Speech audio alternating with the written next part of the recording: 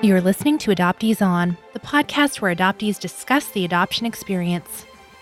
I'm your host, Haley Radke, and this is a special episode in our Healing series where I interview therapists who are also adoptees themselves so they know from personal experience what it feels like to be an adoptee.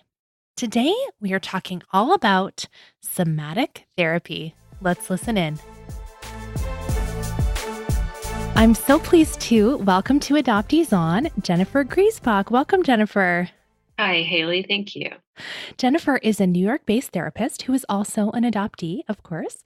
She uses the mind-body connection as an avenue to help adoptees heal from adoption trauma. Okay, what is mind-body connection? You got to break that down for us right away. When we're talking about the mind-body connection, I think I'm really talking about that the body really deserves a place at the table in therapy. That, our experience is actually a whole lived experience, and our bodily experience is such a large part of that. Sometimes we can prioritize the thinking part of our brains and ourselves. So when the mind-body connection is one of the very contemporary ways to talk about this, but it's really talking about our whole experience as a lived whole and how the body is such a big part of that. Thank you. Thank you for telling us about that. Jennifer, this is your first time on Adoptees On. Can you tell us a little bit of your story? Sure. So I was born in 1968 in Toronto, and I was adopted in a closed adoption really soon after my birth. So I was adopted at 11 days old. And I was the first child in my adopted family. I have a brother who's 3 years younger, who was adopted 3 years later. So that was always a part of my history growing up. And then I am in partial reunion at this point. So I have actually been in reunion with my birth mother for 17 years. And I've had all of the ups and downs and interesting changes of reunion. And I'm really, one of the things that I am interested in as an adoptee and working with adoptees is how adoption hits us in different ways over the life cycle. And that's been the case for myself. My interest, my difficulties around it have come up in different ways at different points in my adult life. I think there's a lot to be said about the journey of adult adoptees. And I'm so glad that we're hearing more about this and it's not just about the adopted child anymore. Yes. Yeah. But I do feel very fortunate to have, had a long stretch of time to be in reunion and to sort of work on some of the different things that have come up around that. Thank you. Thanks for sharing a bit of your story with us. So today we are going to be talking about somatic therapy. So I've heard the word somatic. Am I saying that right? Mm-hmm. You're saying it perfectly. Yeah. Okay. So I've heard that word more recently, the last few years, but I don't really know what that means. So can you tell us what that means and in the context of somatic psychotherapy or somatic therapy? Soma actually comes from the root of soma, I believe, means the body. But somatic therapy is a kind of way of dealing with the experienced or the lived body in its wholeness. And soma moves through time. So it's not a static sense of this is the body, like the body as a noun, but the body as a process and a kind of a becoming. So how we sink into our physical process and how that subtly changes and moves as we're in relation with someone or in relation with ourselves. Okay, that's really interesting. I didn't realize that there's that time aspect to it. So a lot of times we've talked about how the body stores our trauma. Mm-hmm. And so I imagine that's where this is kind of going, using the body to heal as well. Absolutely. Well, the first thing is to really start to notice on a very granular level how oh my God, this is so hard to explain. Well, okay. So we've recommended before The Body Keeps the Score by Bessel van der Kolk. Is somatic therapy something that addresses things that he teaches in that book? Absolutely. In fact, that was going to be my recommended resource too.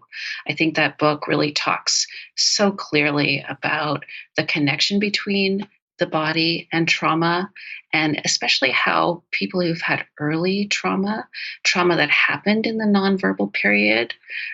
So really any time from birth through the age of 3, although certainly trauma that happens is registered in the body throughout our entire lives. That book talks so beautifully about how the body stores these difficulties of trauma and how the body reacts to it.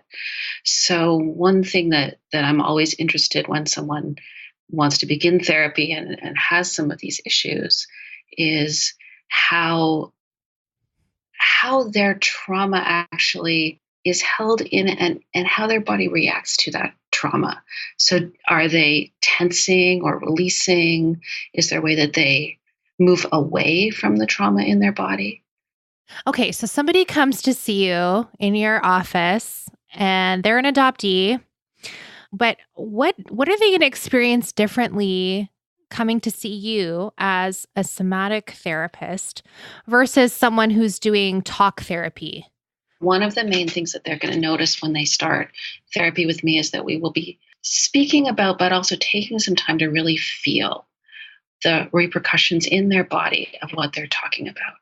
So when someone comes in and maybe they have a sense that what's going on in their life has to do with their adoption, and we are talking a little bit about their history, I'll be asking them, as you tell me that, how do you actually feel that in your body?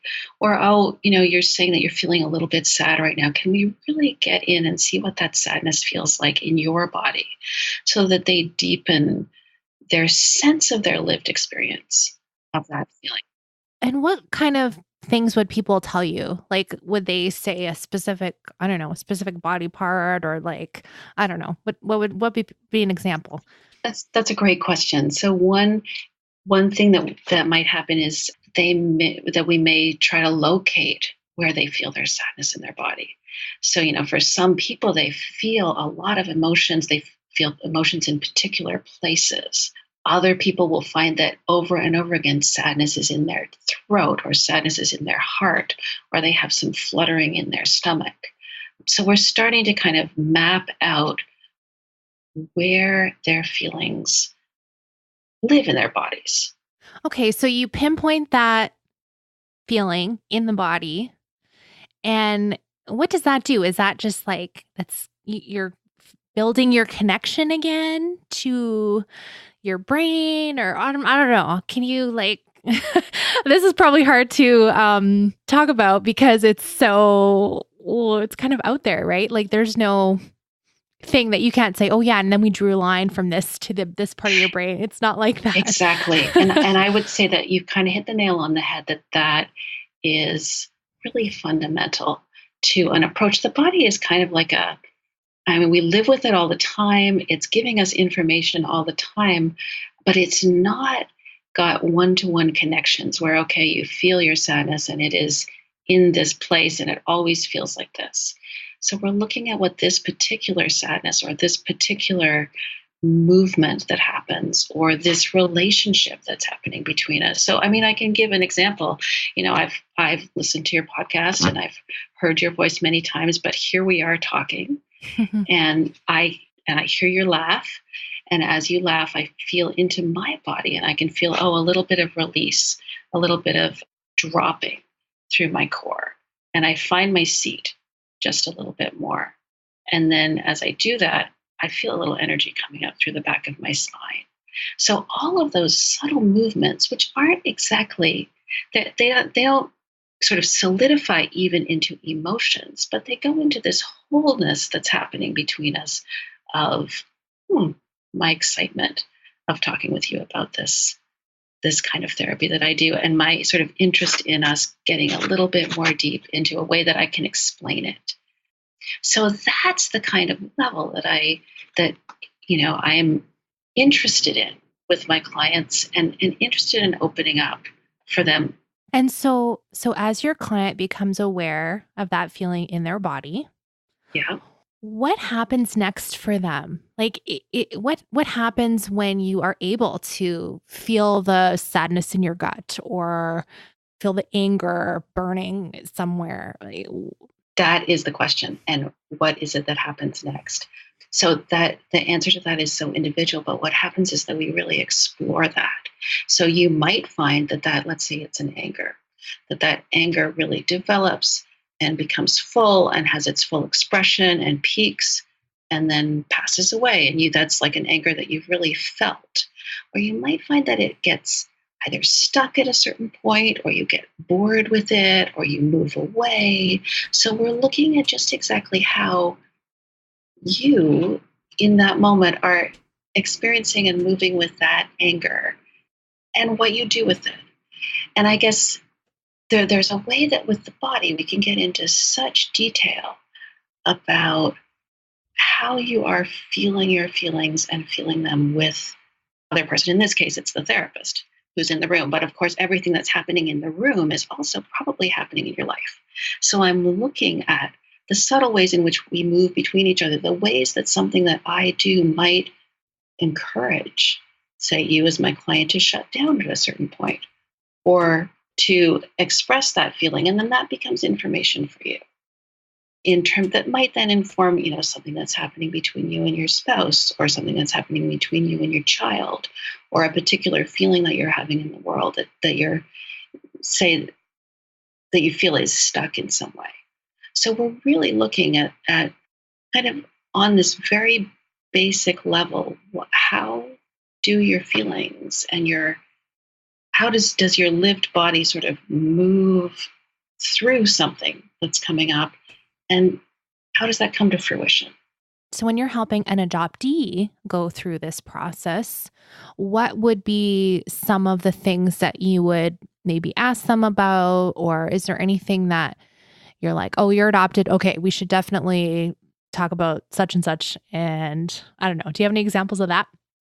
Well, there are certain themes, of course, that do seem to come up over and over again, but really I'm trying to start with whatever is bringing you into therapy. And usually people who come into therapy with me, if they're coming as adoptees, they usually know that I'm interested in working with adoptees. So they often already have some kind of a sense that adoption might be a piece of the issue. The thing is that I think each of us processes our whole adoption journey, and I really mean that from day one birth, even from maybe before birth, from in the womb. We are so unique. And in terms of looking at some of this early stuff, I'm looking for whatever is getting in the person's way. So what that was for me might be very different for you, might be very different from the next person who comes into my office. So I'm trying to listen to the whole story and then find the places that seem resonant to whatever the issues are that's bringing the person in today. So why is somatic therapy so helpful, do you think, for adoptees in particular?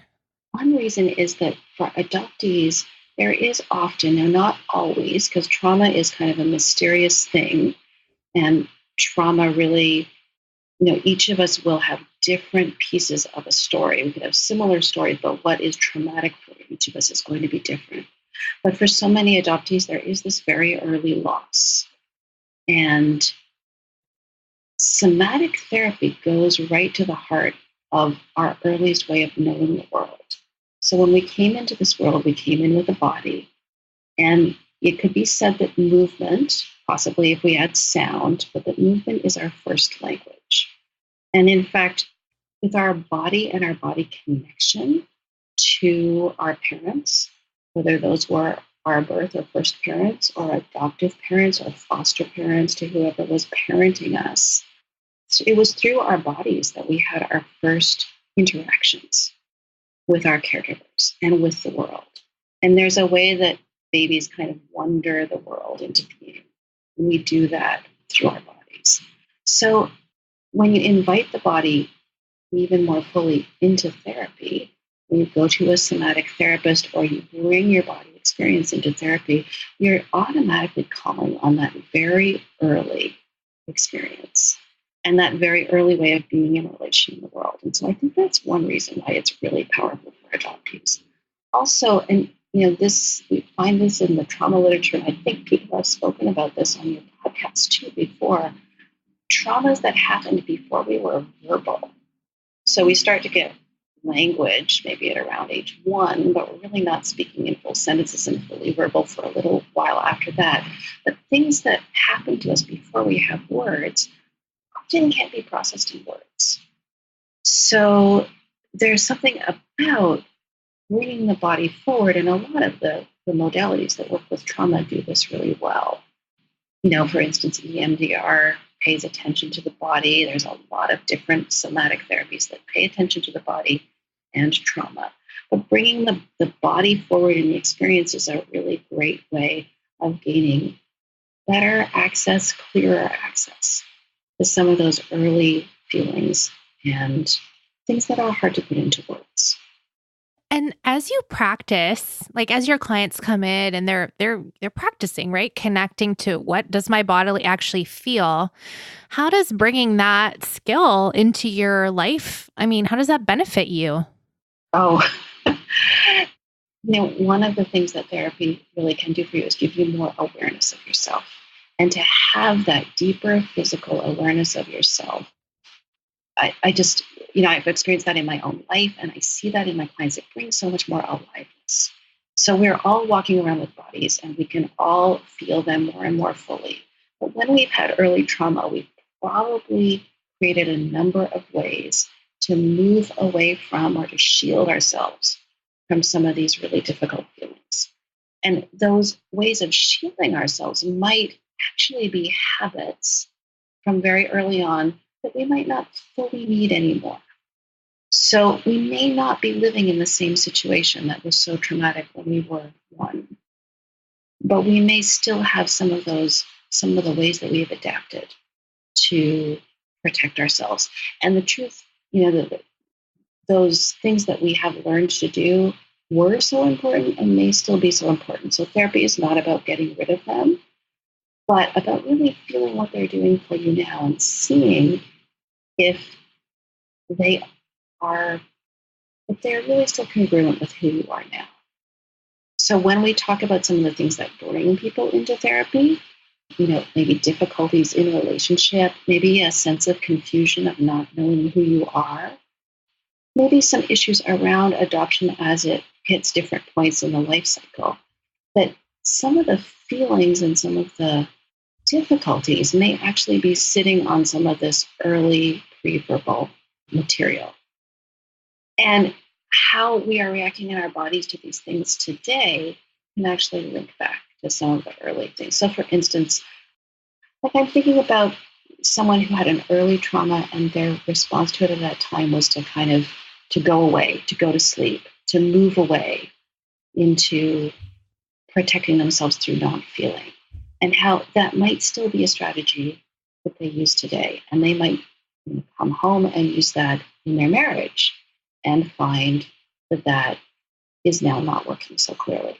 So by being able to work with the body, we can see how what you're doing now in your body has resonances that might lead back to some understanding. It's these things that are kind of incomprehensible to us that we do now, where a somatic approach can really help us to slowly get more understanding of what our own process is. And we may find that they're not so strange when we put them in the context of what we know or what we imagine might have happened to us as very young people. Mm-hmm. Going back to what you can expect if you're coming to see a therapist who uses this modality, mm-hmm.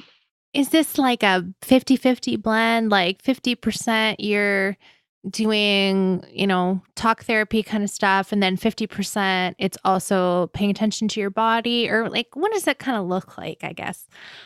So, Haley, I think that the reality is that each practitioner is going to have such a variety of approaches. So there's all kinds of specific therapies that would fall under the umbrella of somatic therapy or maybe body-oriented psychotherapy.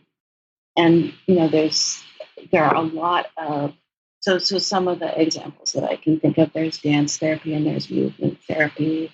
There's somatic experiencing, which is a very experiential form of, really paying attention to the movements in the body. sensory motor. IFS that you've talked about has a real body component. When your guest was on, Marta, I think it was talking Mm-hmm. about IFS. She really talked about how she grounds and asks people to feel things in their bodies.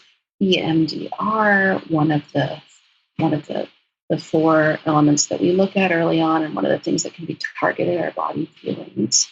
So there are a lot of different therapeutic modalities that bring the body forward as really a place to sit and to experience and to talk about, and maybe even to experience non-verbally. So it's going to vary depending on the therapist, and that's a really good thing to ask them: is what do your sessions look like? So a dance or a movement therapist might have you up on your feet, making movements and expressing through movement, and it might look very active. Someone else, maybe an EMDR practitioner, might really be paying attention to the body and asking about the body, but it might just look like you're sitting there and you're talking and you're doing some EMDR. The way that I work is kind of a blend. My clients sometimes do get up on their feet. I have a variety of props around. My office has a couch. It does not look like a yoga studio, but if you look carefully in the corners, there are yoga blocks and there are some balls. There are some stretchy bands and some blankets, and we use them to experiment. When someone is starting to feel maybe a little bit floaty or not grounded, and perhaps they want to experience more grounding, there's different ways that they could put the blocks under their feet to feel a little bit more their ability to press into the floor or have some support on their back. So, I offer things for people to experiment with, as we're working with some of this material and some of these themes that come up, especially as they start to know more and more what's coming up for them. What would happen if they stood up and said to me, "No one ever sees me," versus sitting down? What would happen if they had their feet on the blocks and could be more grounded with that? So I guess that all of that is to say that there's really a variety of how a session would look. And it's a good thing to be asking someone when you're interviewing therapists and you're thinking about, is this an approach that's right for me? Is to get a sense of what they actually do. Is it more movement oriented? Is it more paying attention to the body? And I think personality wise, that's really important to know. When you were Uh-huh. talking about the dance therapy and like that you might be up and making movements, I was like, I don't think that's for me right now. So, because part of that would be, for me, that would be really uncomfortable to have Uh-huh. somebody watch me doing some expressive movement in some way. So it's good that you know that about yourself. And the thing about somatic therapy, I was thinking about this. One of the things that's interesting to me is that people who are drawn to it is that some people really want to go deeply into their body, and other people are drawn to somatic therapy because they have a sense that they're not accessing their body. Maybe they have a longing to, but they have sometimes a feeling of confusion in the body or not cohering or just discomfort. And to know that just like with any therapeutic modality, you can go at exactly your own pace. So it's interesting to see, when people come into my office, they know that I do have a somatic approach, but some people, the work really looks like talk therapy. And really the difference is that I'm paying very close attention to my own body process and noticing your body process or my client's body process. Mm-hmm. So, and I may not even say anything about it, but I'm taking it in. And that's really informing also another layer of not just what they're saying, but also how their body is speaking and how it's speaking to me and received in my body. So there's that level too. And to me, that's a really interesting part of this work. And I think this happens, this happens in therapy of all kinds. But the sort of it's another way to think about that attuning that happens between therapist and client, and the way in which what you do affects me and what I do affects you, and that mirrors in some way that dyadic relationship between parent and infant. Hmm. Not that the therapy relationship is a parent-infant relationship, but that connection that can exist, and that for many of us who were adopted at a young age, maybe we wonder how much of that we had. That way of attuning with the body is, again, something that we as adoptees may long for.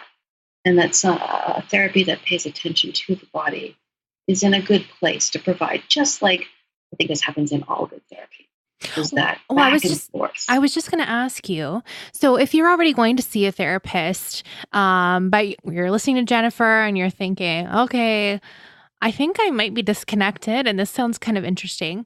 Can you go to your therapist and your existing therapist and say, "Hey, do any somatic stuff?" Or how would you ask them that? And could you expect a lot of therapists to know a little bit about this?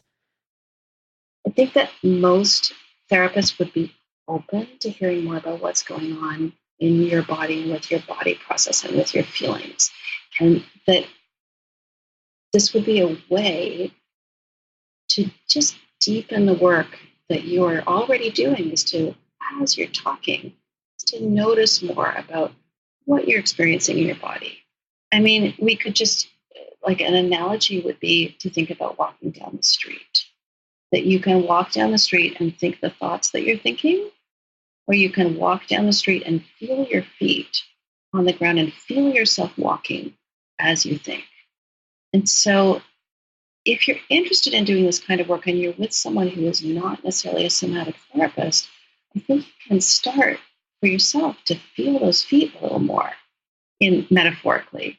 Just feel yourself in the therapy room. And I imagine that if you begin to talk about that, that is going to become a part of the process, just like you would with dreams, or some of the feelings that come up, that all of this material that's not necessarily logical words is going to be part of the mix and welcomed.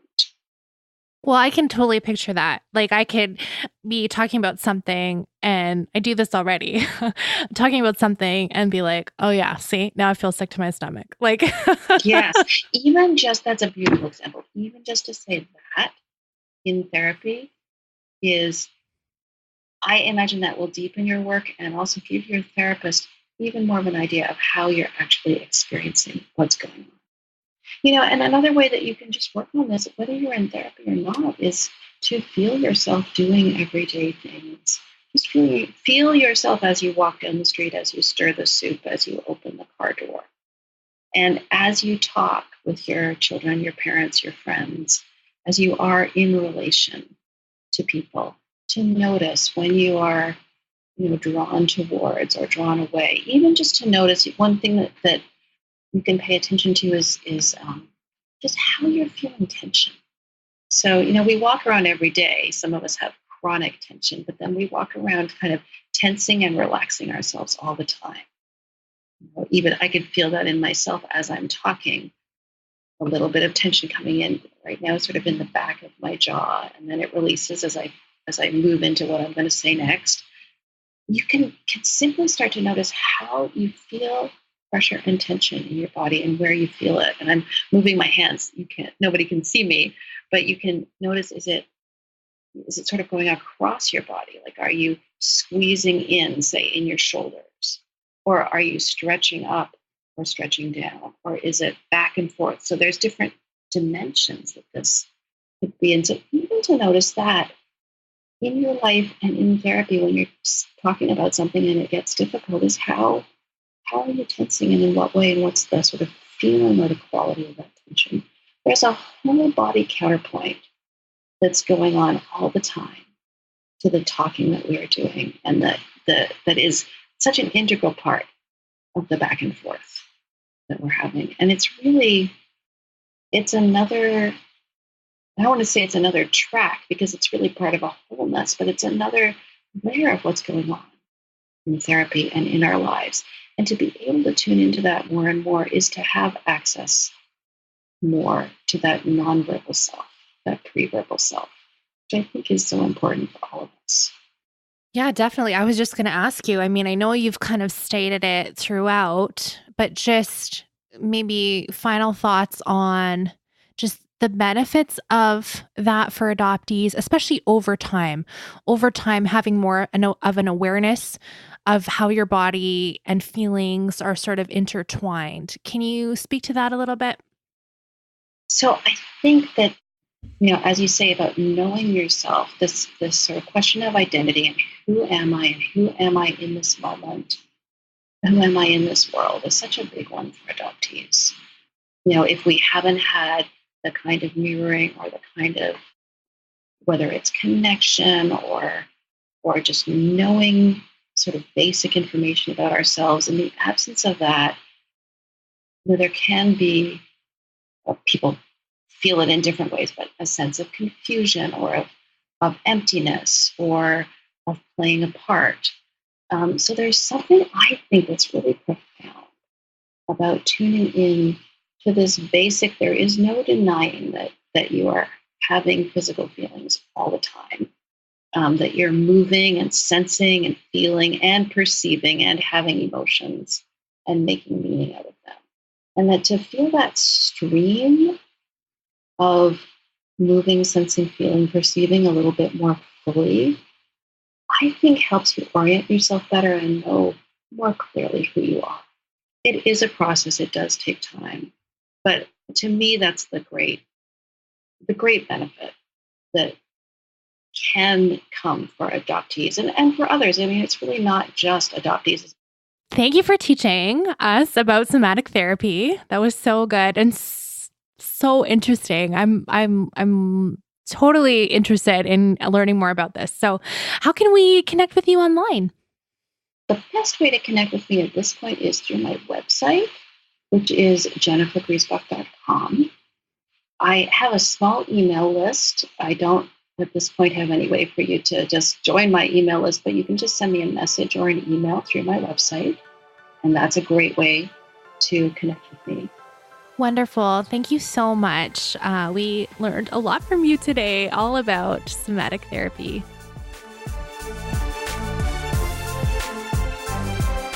So if you're listening to this when it's been released, we are smack in November, where it's National Adoption Awareness Month. And I just want to encourage you to do your best self-care this month. We are seeing a lot of messages about how happy and amazing adoption is. And whatever your views on adoption, I think we can agree that it's more nuanced than that. So if you are interested in participating in the conversation, there's lots of ways you can do that on Twitter or Instagram, on Facebook. There's a bunch of different hashtags going around. Hashtag NAAM 2018 for National Adoption Awareness Month is one that you'll see lots of adoptive parents using. And so it's great to have adoptees sharing their thoughts on that hashtag as well. Another great way you can join in the conversation is, can you recommend Adoptees on? There's conversations happening and the adoptee voice is getting left out. And maybe you can post, hey, how about listening to this episode? It kind of speaks to the situation that you're talking about. And there's a little bit more to it than that. So if you're up for sharing things about your experience, I encourage you to do that. And if it's a little bit much, which I know it is for a lot of us, then listen, you don't have to be on social media for November. Just take the month off. Take a break. Get Instagram off your phone. Take Facebook off.